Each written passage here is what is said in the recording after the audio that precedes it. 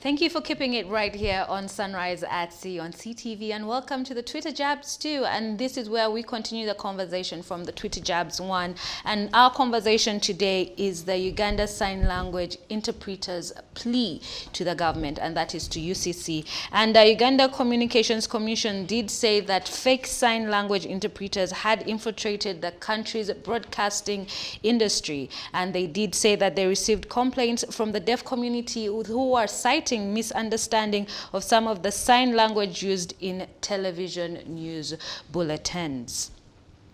Yes, and in studio with me today is a gentleman to deliberate on this, and his name is Mr. Janan Opori. Good morning, sir. Good morning, Sarah. Yes, and he is from the Uganda National Association of Sign Language Interpreters. How are you? Good morning. Yeah, I'm fine, thank you. I'm fine, Thank you for joining me on this very chilly morning right here. It's chilly indeed, and it's a pleasure joining you. Yes, yeah. Absolutely. Well, just to give you some context to this, well, Article 35 of the Constitution of the Republic of Uganda provides that persons with disabilities have a right to respect and human dignity, and the state and society shall take appropriate measures to ensure that they realize their full mental and physical potential, and that Parliament shall enact laws appropriate for the protection of persons with disabilities. Consequently, the Parliament enacted the Persons with Disability Act 2019 that provides for the respect and promotion of the fundamental and other human rights and freedoms of persons with disabilities. And Section 12 of the Persons with Disabilities Act 2019 provides for non-discrimination in the provision of services on commercial basis. It also says in section 12 subsection 1, and it provides that a person who provides services to the public on a commercial basis shall make the services available and accessible to persons with disabilities. It goes on to say in subsection 4, that is section 12 subsection 4, it further provides that an owner or a person in charge of a television station shall provide or cause to be provided sign language inserts in all newscasts. So, Mr. Janan, before we go further, please tell me what the mandate is for the Uganda National Sign Languages Association. Thank you very much, Sarah. The Uganda National Association of the Deaf is an organization that came together to bring together professional sign language interpreters, and professional in this means those that have attained at least education in relation to sign language interpreting. Yes. Yes. So as an association, we bring together, as you've heard, it's the Uganda National Association of the Deaf. Sign language interpreters. It brings together sign language interpreters from all over the country, so that we offer a service, and we can be easily available. Yes. We have structures in the world. We have the World Federation of Sign Language Interpreters. That one governs at the international level, we are affiliated to that association, to the federation, I beg your pardon, and also at the African context, we have the African Association of Sign Language Interpreters. Yes.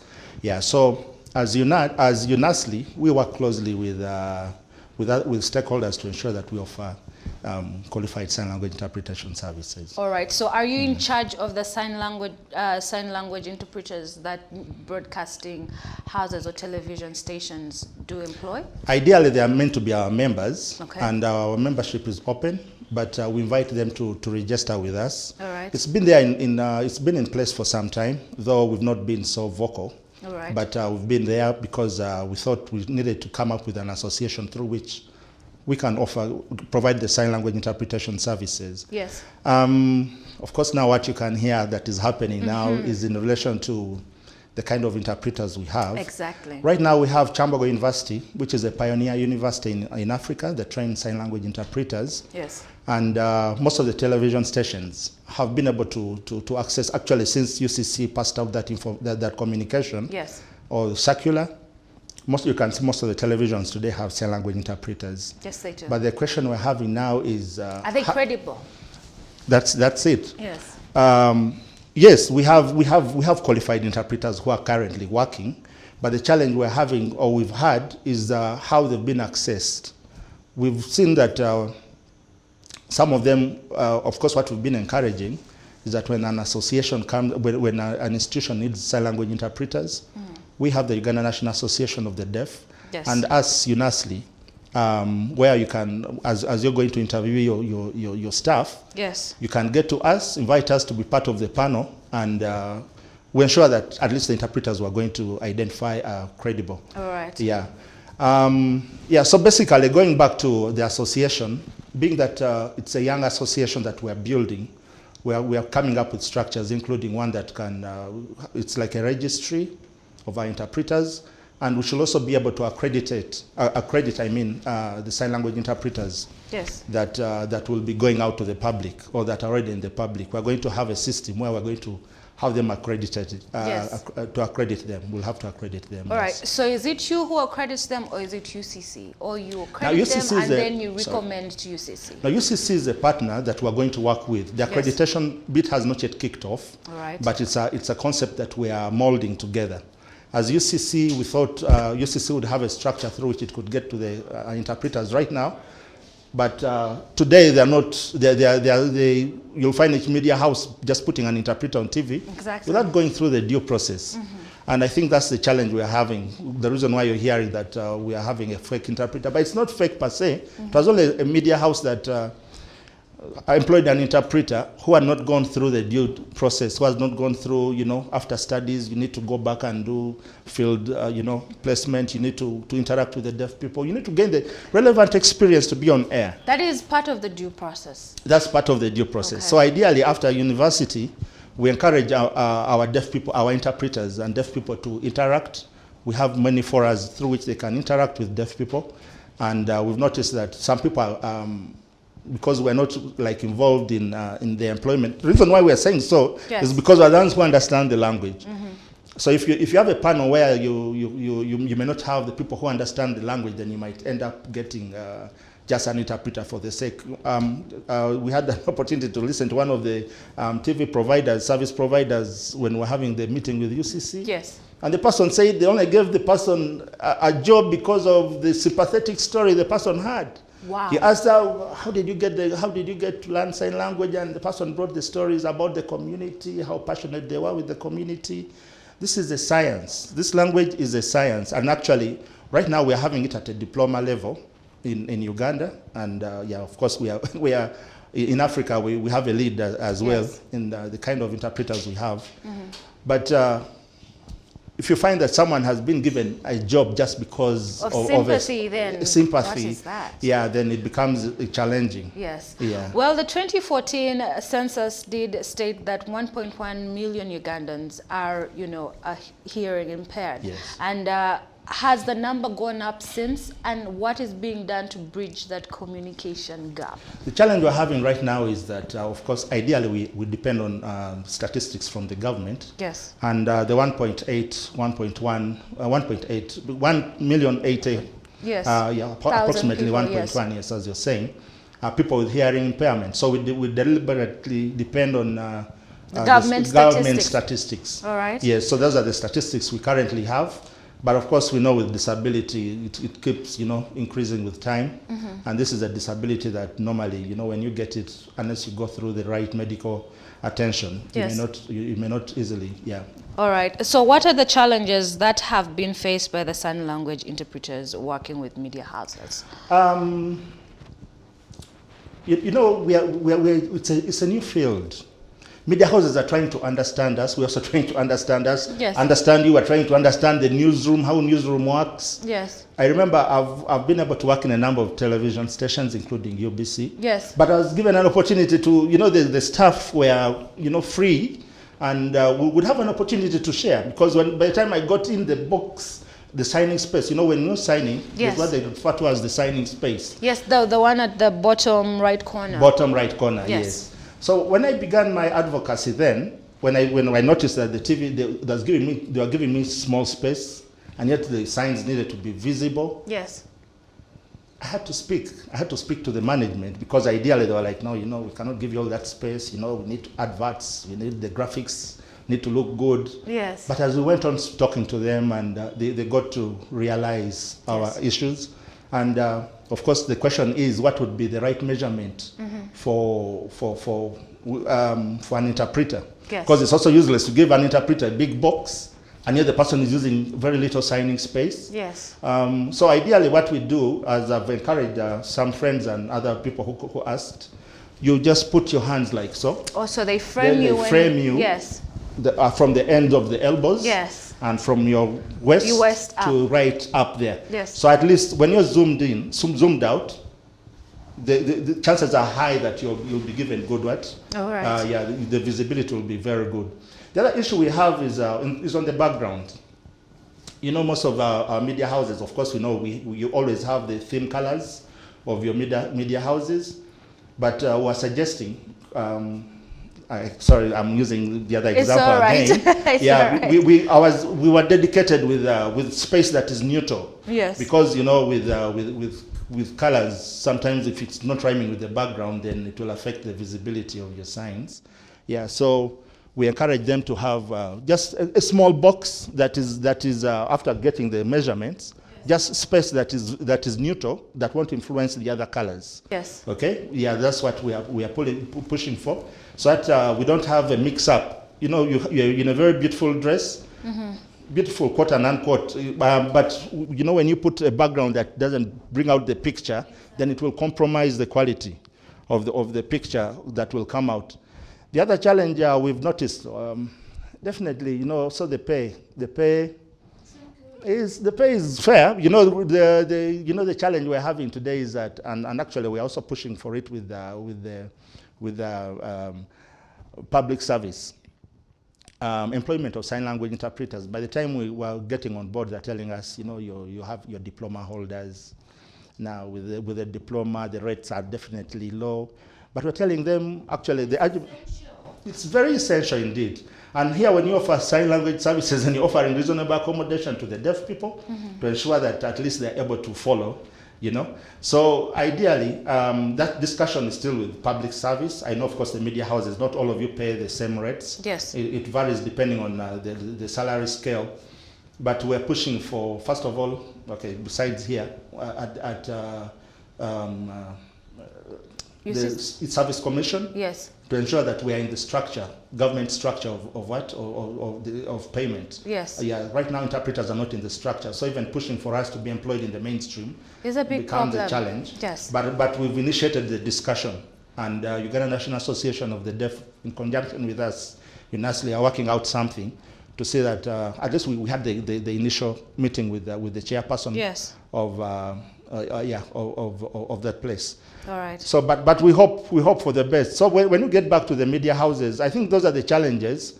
The others are just administrative, going into the, you know, how do you work with an interpreter? If the interpreter is in, we prefer having, you know, quiet, yes. A quiet environment. You do your anchoring, and I go ahead. And you know, in some media houses, the camera persons are there, and you know, so by the time you're working, here people are chatting. Yes. So it's distracting. It distracts you, and you feel you need, and you cannot interrupt someone. You're on air. So ideally, maybe when you get off, that's when you try and you're like, guys, let's minimize. But again, you find it's a reflex action. It just comes in when you're at work. But we encourage it. Does that cause the misinterpretation sometimes of the news when you hear that background noise and you get distracted? Do you end up, you know, signing different from what the news anchor is saying? Not really. That one goes back to competence. Yes. That one goes to competence. But it affects, of course, your ability to listen clearly. Because now if you have a story that is playing, and maybe the volume is low, and you need to concentrate and hear what they are saying, because you need to conceptualize. It's not what you hear is it's not that what you hear is what you sign out. Yes. You listen to it, turn it into the right grammatical, you know, arrangements, and sign out to the public. Yes. So there's that process, and it has to be constant. So when you're interrupted by, you know, noise in the newsroom, I mean within the studios, it affects your efficiency. So we are trying to, I'm encouraging our interpreters to talk. Yes. Yeah, let's talk. If, for instance, the seat, because we don't need to sit in a seat with the arms, get a seat. If you've noticed, there are some seats somewhere that you can borrow. Go to the other room and say, guys, can I just use this seat? Yes. We need that flexibility. Let's not be so rigid, and you know, because you've gotten into the studios, they have given you an armrest, And you bear with that. Yes. Because we know what we're supposed to do for us to effectively communicate. But going back to the issue of efficiency of sign language interpreters, that's something we are working around and talking to our media houses. Let's work together in employing sign language interpreters. You know, it's like any other profession. By the time you're getting to host a show, yes, you're communicating as well. You know, you're communicating. You have gone through a process before you're ready to come on set. Yes. So by today you'll find someone, because now let's imagine I'm an interpreter with you and say I'm leaving. Yes. What you do is just tell me, do you have someone we can bring on board? Just recommend someone. So you'll find now like someone just goes out and gets a friend or someone who has done, you know, some basic sign language, and you find the person is your face on air. Yes. So I think that is what we now really trying want to fight. Yeah, we're trying to fight. We need that quality of the interpreters that we believe can. Of course, you'll not be 100%, you know, perfect, because you know this is a language that we've just learned. Yes. Yeah, it's a language that we've learned, and Chambogo is only 2 years. You go to Chambogo for your 2 years. The rest is personal effort. True. You need to interact with the people. You need to understand.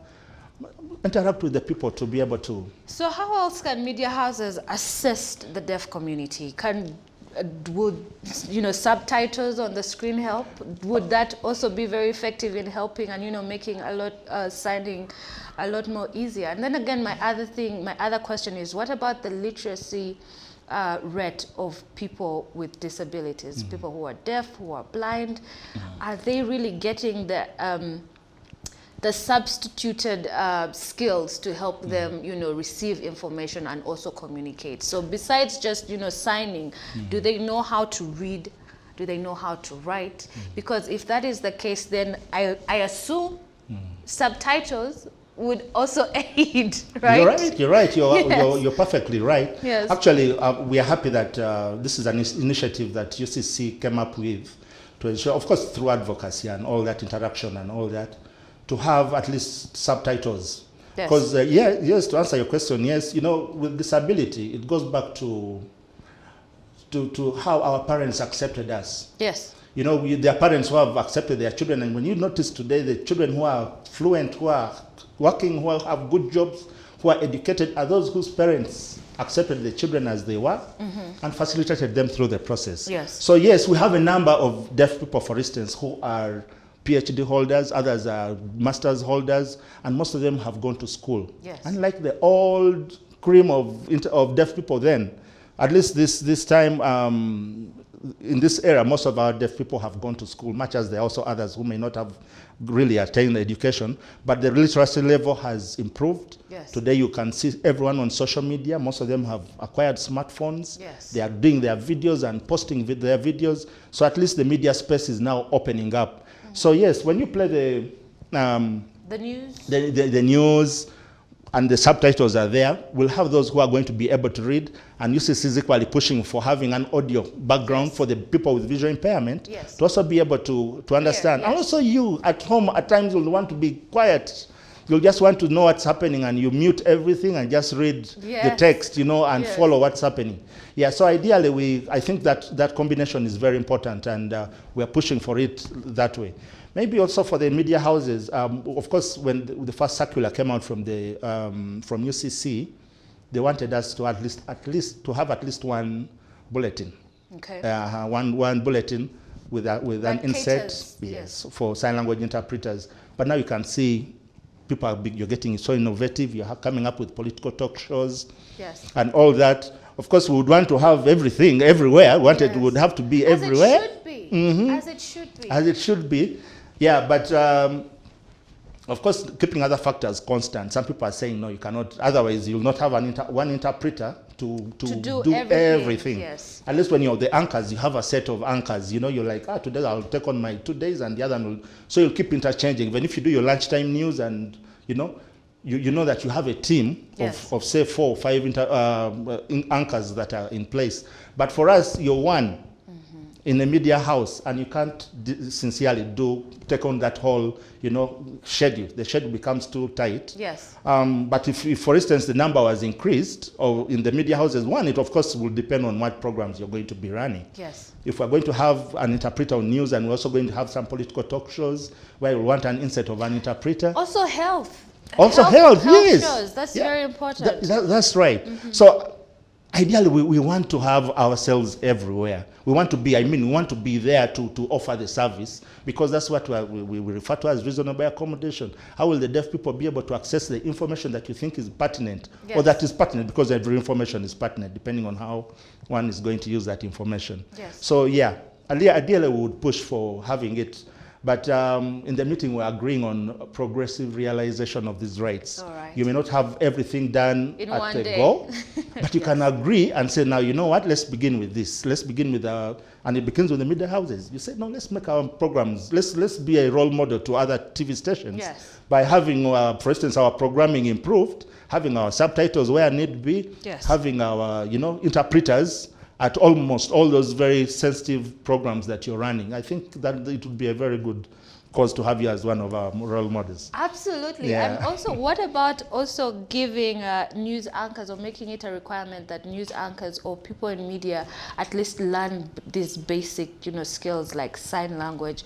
Because I have realized that it's only in the news, but just like you have said, there is more information out there, and we need to be a lot more inclusive. So before I let you go, any parting shots that you'd like to share? I want to, first of all, thank you for hosting me, yes. and giving me an opportunity to speak to the people, letting them know of what we're doing. And please bear with us. There are not so many things that might be happening right.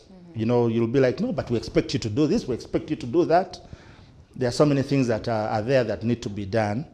But being a young organization that we're trying to put the pieces together. Yes. The issue of, you remember there's a time when journalists were making advocating to clean up the system, because the journalists, some people are being got from the streets, provided you can hold a camera. Yes. And you're not knowing that there are those very technical parts that you really need to be knowing.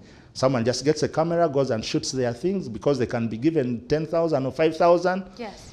And you find at the end of the day, the quality of your work is being compromised. Yes. The reason why, partly, why you see our interpreters, we have good interpreters. Actually, our media houses have good interpreters. It's only one scenario where the person who has received wasn't taken through the due process. Yes. But what we're saying is that let's have, don't just get someone because you want the person to be on TV. They should come back with the payment as well. Yes. If you offer me money that may not be appropriate, or according to the standards of living, you're going to get someone, you'll just get someone just for the sake. So you'd rather leave the space open than just getting someone who is also going to tarnish the image of your station, the media house, So otherwise, we want to ask you for your support. Please support us. In case of anything, consult us. How can we support? Right now, we are hosted by the Uganda National Association of the Deaf. Yes. That's where we are. In case you feel there are areas where you need to consult us. Right. On disability, on if, for instance, you need to employ someone and we are around, we'll be able to come and see how we can work around that. All right. Yeah, but also giving the space is another way you can support us. Yes. By having more time to come and talk to the people as and when the airtime is available. All right. Yeah. All right. Thank you so much, Mr. Jano Anopori, for joining me today on the Twitter Jobs right here on Sunrise at Sea on CTV, and he's a board member with the Uganda National Association of Sign Language Interpreters. And there you had it. Please show your support and be inclusive with information that you disperse to the public. Please do not forget the people with disabilities.